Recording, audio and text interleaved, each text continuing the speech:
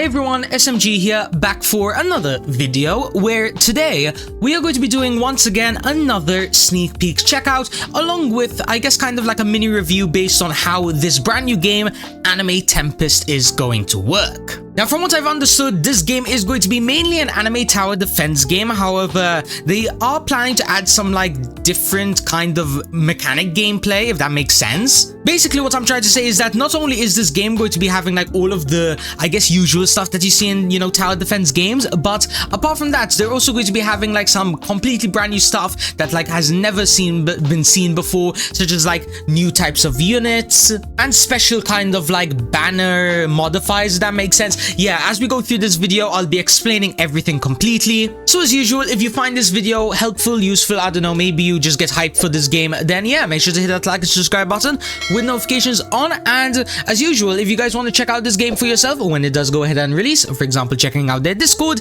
is going to be linked in the description and as well down below in the comments. But yeah, without further ado, let's go ahead and let's jump right into this. Alright, so first things first, let's I guess have a quick look at these sneak peeks. Now, there isn't that many to look at the moment, but I think I do have some secret ones, ones that weren't released to the public. But yeah, just to quickly go ahead and, I guess go through them. Are they going to be based on some of your favorite animes? Yes, for example, we have Madara over here. I believe you call this Jubidar, it's from the end game of Naruto Shippuden. Then as well, we're also going to be having Chainsaw Man. I forgot what this guy's name is. I know he's from One Piece. He's like the light fruit guy. He's one of the like marine guys, one of the, I guess, the antagonists of One Piece. Yeah, don't quote me on that. I'm not entirely sure about the characters in One Piece because I haven't really watched the show. But yeah, I know that he's like a really well-known character. And then from there, I guess this is what Madara is going to be looking like. Now, based on just these sneak peeks alone, something like one of the main, I guess, core gameplay mechanics is, yes, there is going to be evolutions, because this is what Madara is probably going to look like when you summon him, and this is what it's going to look like when you go ahead and, I guess, evolve him. So yeah, just like I mentioned, some, I guess, things that you've already seen in other tower defense games, the evolution system. I know lots of you guys really find that funny. So yeah, basically, just like I said, this game is going to be having some, like, fan favorite mechanics, evolution. I know a lot of you guys do like evolution, and I know a lot of you guys hate evolution, but hey, at least you guys can know is that when you do go ahead and evolve your units, they're not going to be like, I don't know, just getting like a slightly different aura. We're talking about like completely different model changes. But anyways, on to the next sneak peek over here. By the way, just want to let you all know, I will be going into detail on how exactly the game is going to work, but until then, this is, I guess, going to be one of the main attacks. Now, it is kind of like a mini tornado. Probably this is going to be like a move by Madara, since literally over here we can see his little fan, or what do you call it? I think this is the Uchiha fan. Yeah, in fact, we actually see it over here. So yeah, this is probably going to be like one of his like main, I guess, maybe ultimate attacks. Yeah, regardless of whether it's his first common attack or his upgraded attack, this is what it's gonna look like. Some pretty clean animations, nothing too crazy, but nothing bad at all. It's kind of setting the standard of what you should be expecting in the game. Now, apart from that though, the last sneak peek in the sneak peeks channel that you guys can access right now is going to be Cell over here. So that means we have at least guaranteed a 5th anime, this time from Dragon Ball, and it seems like that this is going to be having 4 different types.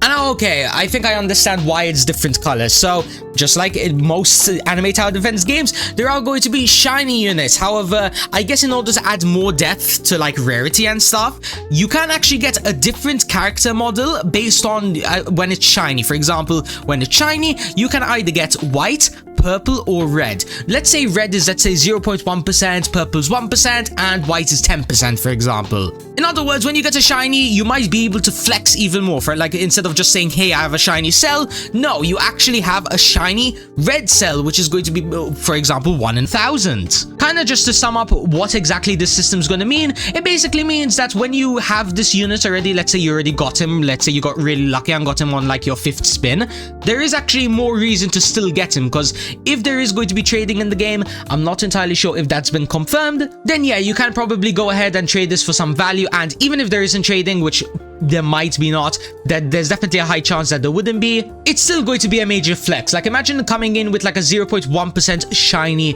unit. Like, imagine that. People are going to be going crazy. People are going to be asking for screenshots or something, at least if it's a secret unit, for example. So yeah, for those of you guys that I guess like the attention, then yeah, you're definitely going to be liking the system. Alright, so here is some some more private sneak peeks that actually haven't been released to the public, but I do have permission to show them. So from what I'm understanding, this is probably going to be maybe the auras of the characters. I mean, I don't think they really look like attacks because, you know, they're all circular. They all have like an aura presence to them.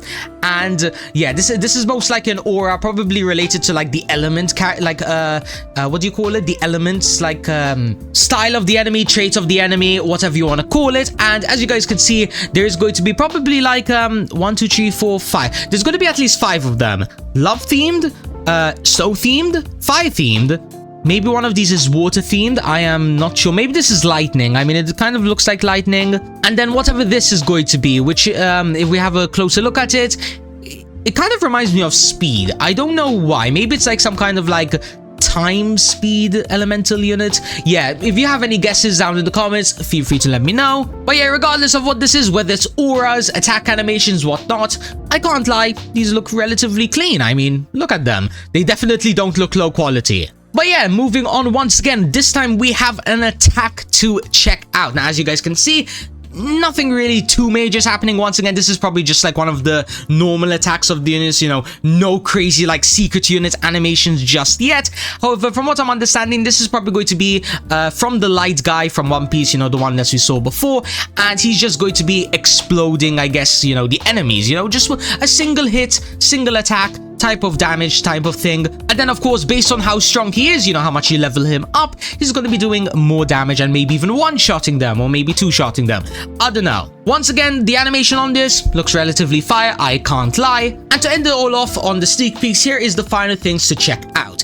The UI, which is going to be consisting of, you know, all of the usual stuff that you see, areas, quests, units. You get the idea, along with some other stuff that I don't think we really see often. Once again, all of the usual stuff that we normally see. Maybe when you go ahead and click these buttons, it will kind of have like some features that we've never seen before. For example, I don't think we really see a profile button often. Maybe there's like some kind of like stats tuning points to that. Then of course, last thing over here is that I guess this is going to be the circle in which you can see how far your enemy can, how far your unit can go ahead and check out, I guess, the enemies. For example, you place him down here, right in the middle, and this is how far, I guess, he can attack.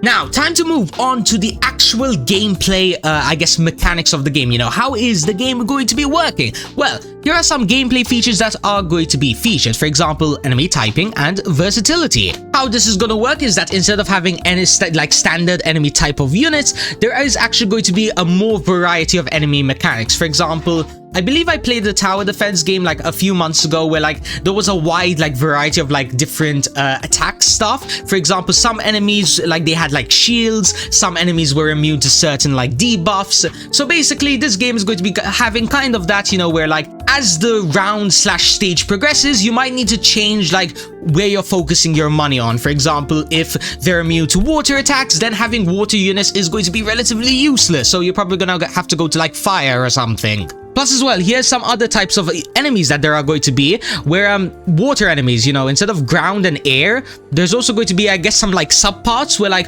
water specific enemies are going to be passing through and you're going to be needing to have like specific units for them as well. Now here's another thing that I know a lot of you guys like, because I know a lot of you guys are really interested in the game Anime Rangers X. They are actually taking something directly out of it, and this is going to be the ability to send mobile units. And how these work is that instead of placing them like on the side of the track, you know, where they'll just stand there and just attack non-stop, you can actually place these onto the track. Like for example, where you're, I guess, like where you're defending, you can place it right there, and then what it will do is it will just send the your unit just charging through the path and directly into the enemies. And I guess why this is good is that it kind of adds like the active feeling to it, you know, to the game.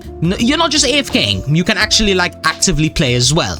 Now, what is this last thing over here? Links and categories. Units will have one category each. For example, Pirate, Marine, Shinobi, and Ryatsu Warrior. So this is going to be kind of like factions. And then of course, when you use certain people from certain factions, and maybe as well, there are going to be stages that influence which units you should get. What I'm trying to say is that having more units of like the same type in your team can actually give you buffs. And as well, there are going to be stages. For example, let's say there is a stage about the Marine Ford, right? Probably that is going to be giving a buff to Marine units, and it's going to be debuffing Pirate units, because, you know, it's the Marine Ford. It's literally the base of the enemies of the Pirate. dangerous. So yeah, I guess that means that you guys can't like, I guess, pay to win and like get like one singular OP team. No, every single stage, you're gonna have to like vary between like, I guess, the strategy and whatnot. So for you strategist people, you are definitely going to be enjoying this. Up next on our list over here is going to be another core main gameplay feature. Now, I am not going to be showcasing the Google document because I believe it does have a little bit of sensitive information.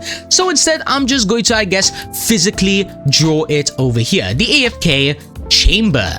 Now, how is this going to work? Well, it is going to be based on AFKing certain stages of your choosing. However, it is going to be relatively, I believe it is going to be equal to 4 times your best completion time of that stage. So, for example, if I just quickly go ahead and delete this, let's say you want to AFK stage 20, right? And on that stage, you managed to beat it in, let's say, 5 minutes and 16 seconds. Well, how the AFK chamber is going to apply that is that it's going to be doing a 4 times multiply to this time over here. So in this case, it would be around like 21 minutes, something like that. Listen, I'm not doing the exact maths right now, but yeah, it would be around, let's say, 21 minutes. And what that means is that in order to complete one stage completely AFK, it is going to be taking you 21 minutes. Now, of course, not every single stage is going to be taking that long. For example, let's say you want to AFK stage, I don't know, maybe 24, right? Let's say this stage is a relatively easy one. It gives you some OP loot and you're able to beat it in 1 minute and, let's say, 2 seconds. Then yeah, literally all it's going to take you in order to complete the stage one time is AFKing for around 4 minutes and 8 seconds, which if you, I guess, do the maths from there, let's quickly, I guess, sum this up to 4 minutes. 60 minutes divided by 4 is going to be around 15 completions in the span of 1 hour. And then if you AFK for 24 hours, then that is going to be times 24, meaning that if you get, let's say, 1 good material per completion, you're going to be getting, I guess, guaranteed 15 times 24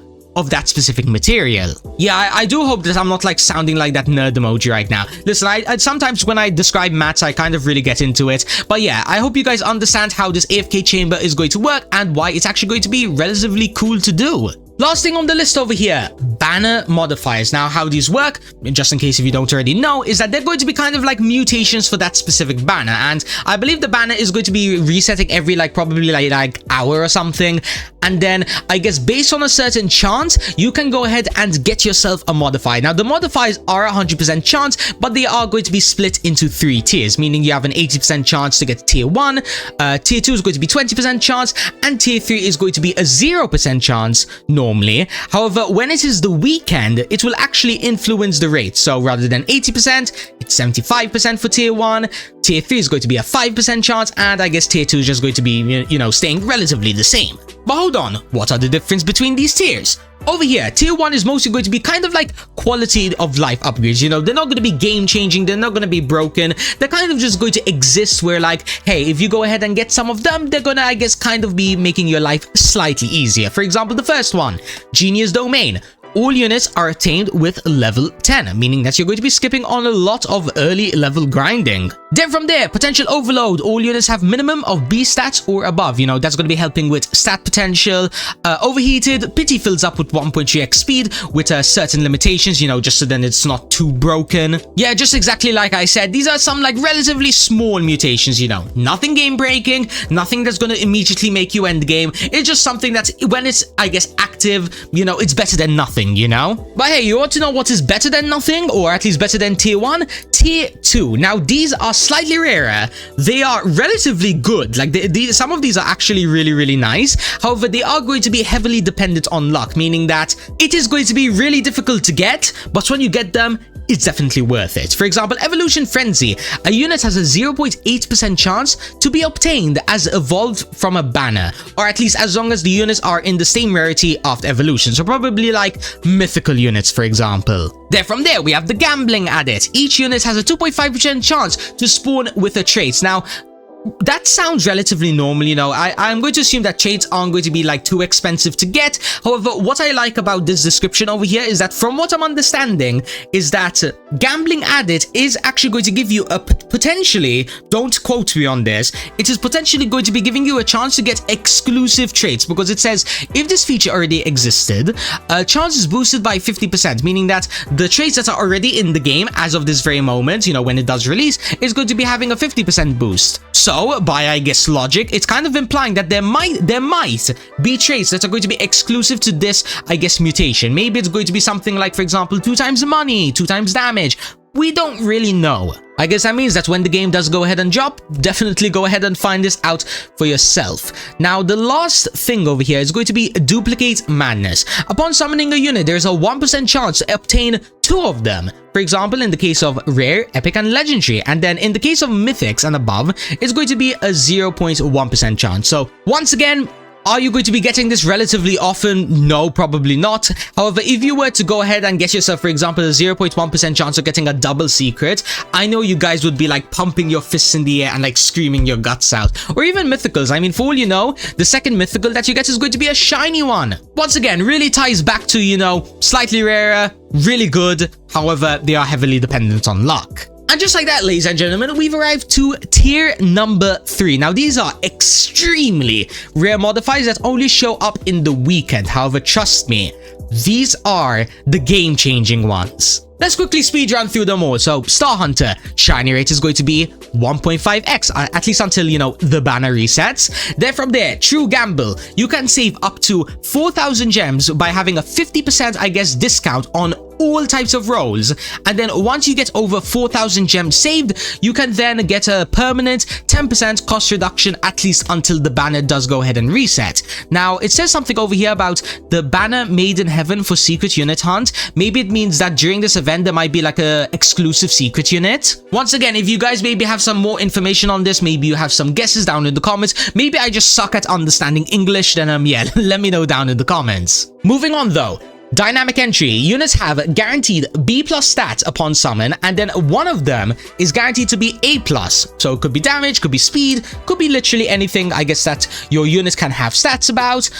God's Gambit. Mythical unit pity increases with a 3 times rate, only with 10 times summons, and it's a maximum of 200 pity can be done with this modifier. So I guess I kind of understand why they're limiting this, because if everyone saved up their gems until there was only a 3 times rate, then you probably would just never spend your gems like often enough. You know, gems would get really inflated. So yeah, for those reasons, I can understand why there is some limiters to that. Infinite loop. Every 10 pulls, you have a 5% chance to get completely refunded if no mythic or secret unit appears. And then some quality of life and additional stuff that might come out in the near future. For example, a modifier history, just so then you can understand maybe what each modifier does, just in case, you know, you forget about this video.